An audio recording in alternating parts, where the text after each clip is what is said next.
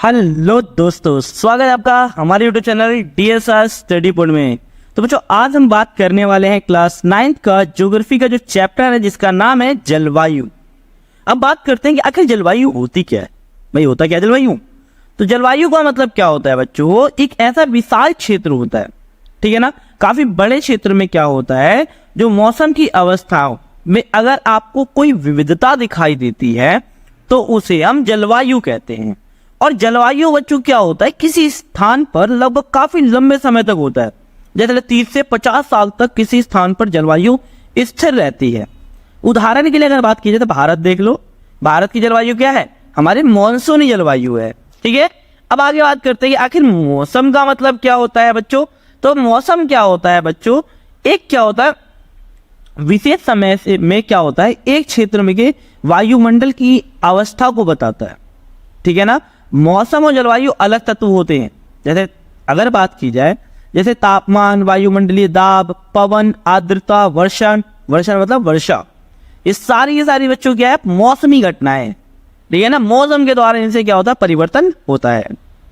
अब बात करते हैं मौसम और जलवायु में अंतर क्या होता है। तो याद रखना बच्चों, हमेशा मौसम हमेशा क्या होता है, छोटे समय के लिए होता है, बहुत कम समय के लिए होता है। मौसम एक दिन में कई बार भी बदल सकता है। और जलवायु क्या होती है, किसी स्थान पर काफी लंबे समय के लिए होती है, कहीं कहीं 30 साल 50 सालों तक क्या होती है, जलवायु विद्यमान रहती है।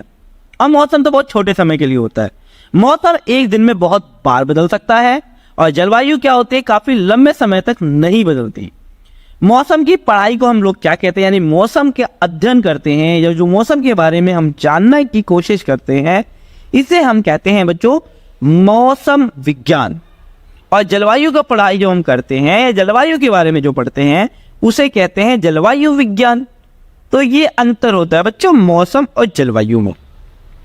अब बात मैं कई बार सोचने लग गया, यार मॉनसून क्या होता है, मानसून है ना। कई बार हम सोचते मॉनसून मानसून होता क्या ही है ना, कई बार हम डाउट में होते हैं। तो याद ना, मॉनसून जो शब्द है ना बच्चों, अरबी भाषा का शब्द है। अरबी भाषा का शब्द मौसीम से बना हुआ है, ठीक है, जिसका अर्थ होता है बच्चों मौसम।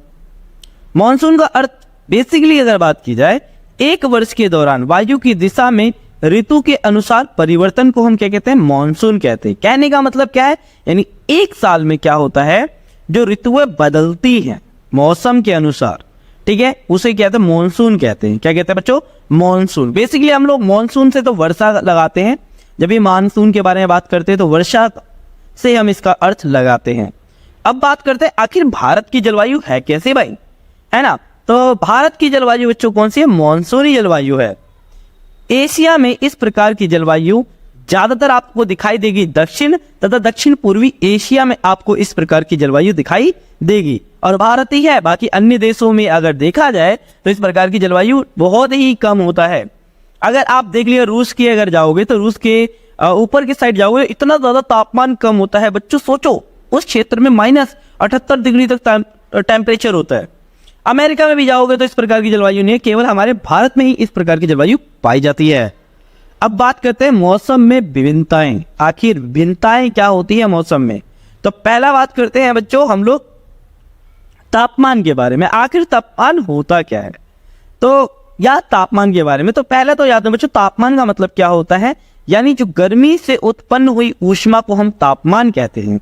जैसे उदाहरण के लिए एक हमने रॉड लिया, तो रॉड को जब हम क्या करेंगे, ताप देंगे तो उसका तापमान क्या होगा, बढ़ेगा।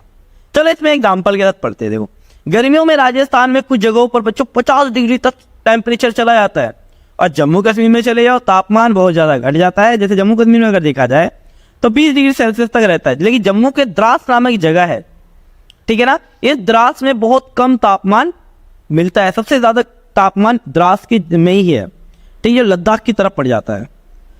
अब बात करते हैं वर्षा के बारे में। तो बच्चों देखो, हिमालय भागों में वर्षा हिम के रूप में होती है, यानी हिमालय क्षेत्र में जो वर्षा होती है वो बर्फ के रूप में होती है। और अन्य भागों में वर्षा किस में होती है, जैसे मेघालय में अगर बात की जाए, सबसे ज्यादा वर्षा होती है बच्चों मेघालय में, ठीक है ना।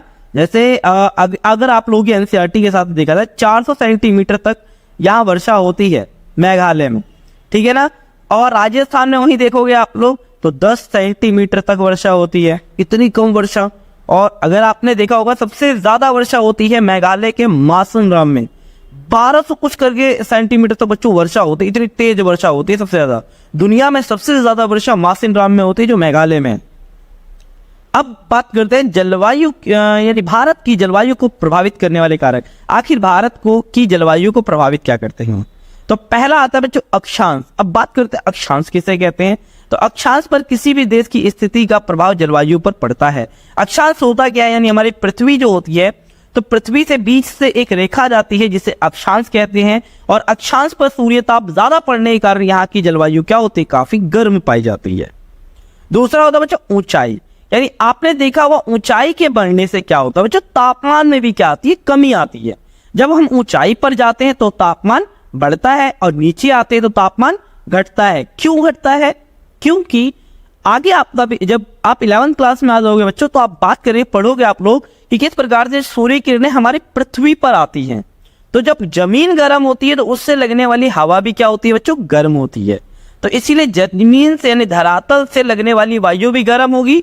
तो इसीलिए जमीन जो मैदानी क्षेत्र होता है वहां गर्मी ज्यादा होती है, लेकिन वो गर्मी पहाड़ी क्षेत्रों तक नहीं पहुंच पाती, इसलिए पहाड़ी क्षेत्रों में तापमान ज्यादा मतलब बहुत कम होता है। ठीक है बच्चों, इस चीज को याद रखिए। नेक्स्ट बात करें समुद्र से दूरी। कहने का मतलब क्या, समुद्र से दूरी होने पर क्या होता है, विषम जलवायु तथा निकट होने पर सम जलवायु दिखाई देती है। आप कभी समुद्र के पास जाओगे ना, गर्मी ठंडी आपको दोनों प्रकार की जलवायु मिलेगी, लेकिन दूर हो जाओगे तो कई बार गर्मी बहुत ज्यादा हो जाएगी, है ना। अब बात करते हैं फिर बात है महासागरीय धाराएं, यानी गर्म महासागरीय धाराओं के प्रभाव के कारण बच्चों क्या होता है, जलवायु सम और ठंडी धाराओं के कारण जलवायु क्या होती है, विषम हो जाती है। ठीक है ना। सम मतलब क्या होता है बच्चों, ठंडी और गर्मी दोनों, और विषम का मतलब क्या होता है, या तो गर्मी ज्यादा होगी या ठंडी ज्यादा होगी। तो ये है बच्चों भारत की जलवायु को प्रभावित करने वाले कारक। बच्चों अगर वीडियो अच्छी लग रही हो तो वीडियो को लाइक शेयर सब्सक्राइब जरूर करें। आगे बात करते हैं बच्चों जेट धारा। अब भाई जेट धारा क्या होती है, कई बच्चे तो इसी में लुढ़क जाते हैं, पता नहीं चलता जेट धारा है क्या। देखो जेट धारा क्या होती है, क्षोभ मंडल में क्या होता है, ज्यादातर ऊंचाई, क्षोभ मंडल में अत्यधिक ऊंचाई वाली जैसे पश्चिमी पवनें होती है, जिनकी गति 110 किलोमीटर प्रति घंटा से लेकर 180 किलोमीटर प्रति घंटा तक चलती है। यानी जो जेट धाराएं होती है बेसिकली ये हवाएं होती है, पवनें होती है, जो क्षोभ मंडल में बहुत अधिक तीव्रता से चलती है। लगभग 110 से लेकर 180 किलोमीटर प्रति घंटा की रफ्तार से ये धाराएं, ये हवाएं चलती हैं, इन्हें ही जेट धाराएं कहते हैं। और जेट धारा भारत में क्या होता है बच्चों, गर्मियों को छोड़कर पूरे साल क्या होता है, हिमालय के दक्षिणी में बहती रहती है, सिर्फ गर्मियों को छोड़ दी जाए। और ये धारा 27 डिग्री क्या होती है, से 30 डिग्री उत्तर अक्षांश के बीच क्या होती है, प्राप्त होती है। यानी ये क्या है बच्चों, हमारे पृथ्वी, हमारे भारत की स्थिति है। तो यहाँ आपको जेट धाराएं आसानी से देखने को मिल जाएंगी। अब बात करते हैं एल नीनो, ये भी बहुत ज्यादा इंपॉर्टेंट है। एल नीनो होता क्या है, तो बच्चों याद है एल नीनो एक गर्म जल धारा होती है, ये पेरू के तट पर उत्पन्न होती है। पेरू तट मतलब क्या था बच्चों, ब्राजील में, यानी ब्राजील में इस प्रकार की हवाएं क्या होती है, उत्पन्न होती है। और पेरू की क्या होती है, जो शीत धारा यानी ठंडी धाराओं को अस्थायी रूप से क्या होती है, हटाकर उस स्थान को क्या कर देती है, ले लेती है, यानी उस स्थान को थोड़ा गर्म कर देती है। ठीक है, पेरू में तो थोड़ा ज्यादा ठंड होती है, लेकिन ये हवाएं जाकर वहां क्या कर देती है, थोड़ी सी गर्मी वहां लेकर आ जाती है। इसे ही गर्म जलधारा या एल नीनो के नाम से जाना जाता है। ठीक है बच्चों, तो आज के लिए बच्चों ये इतना ही। ये इस वीडियो का फर्स्ट पार्ट था बच्चों। अगर वीडियो अच्छी लगी हो तो वीडियो को लाइक से सब्सक्राइब जरूर करें। धन्यवाद। जाता है भाई, कैसे आता है, तो मानसून का समय बच्चों, हमारे भारत में जो मानसून का समय देखा जाता है जून से शुरू होकर लगभग सितंबर तक रहता है, और ये लगभग 100 से बच्चों 120 दिन तक का टाइम होता है। इसके आने से क्या होती है बच्चों, सामान्य वर्षा बढ़ जाती है, यानी थोड़ी वर्षा क्या होती है, बढ़ जाती है। जून के पहले हफ्ते में बच्चों मानसून क्या होता है बच्चों, भारतीय प्रायद्वीप के दक्षिण भाग में चला जाता है, यानी उत्तर से दक्षिण की ओर चला जाता है, और इसके बाद ये 2 भागों में बढ़ जाता है बच्चों। ठीक है, दक्षिण में जाते ही यानी प्रायद्वीपीय, भारत का दक्षिणी भाग क्या होता है बच्चों, प्रायद्वीपीय होता है। या आप समझ लीजिएगा कि कोई ऐसा क्षेत्र जो तीनों ओर से समुद्र से घिरा होता है उसे हम प्रायद्वीप कहते हैं। तो ये हवाएं दक्षिण में जाकर क्या होते हैं, 2 भागों में बढ़ जाती है, एक अरब सागर की ओर चली जाती है और दूसरी बंगाल की ओर बंगाली खाड़ी की ओर चली जाती है।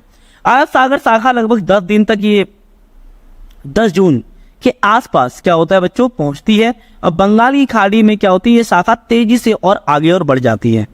जून के पहले हफ्ते में बच्चों क्या होता है, ये असम पहुंच जाती है पवने, और ऊंचे पर्वतों के कारण ये मानसूनी पवने क्या होती है, पश्चिम में गंगा के मैदानों की ओर क्या होती है, मुड़ जाती है।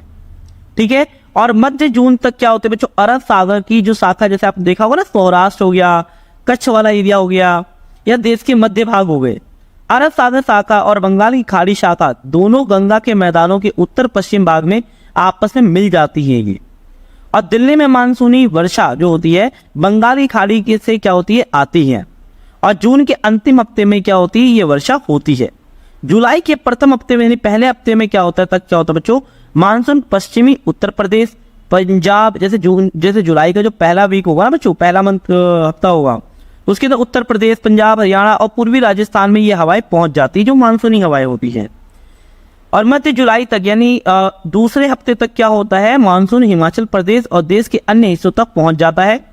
मानसून की वापसी देश के उत्तरी पश्चिमी राज्यों से क्या होती है, सितंबर में शुरू होती है बच्चों, ठीक है। और मध्य अक्टूबर तक मानसून प्रायद्वीप के उत्तरी भाग से क्या होता है, पूरी तरीके से पीछे हट जाता है। यानी आपने देखा होगा कि अक्टूबर तक उत्तर भारत में वर्षा होना बंद हो जाता है और दिसंबर के प्रारंभ तक क्या होता है, मानसून की वापसी हो जाती है। यानी दिसंबर तक लगभग क्या होता है, वर्षा तो पूरी खत्म हो जाती है, ठीक है।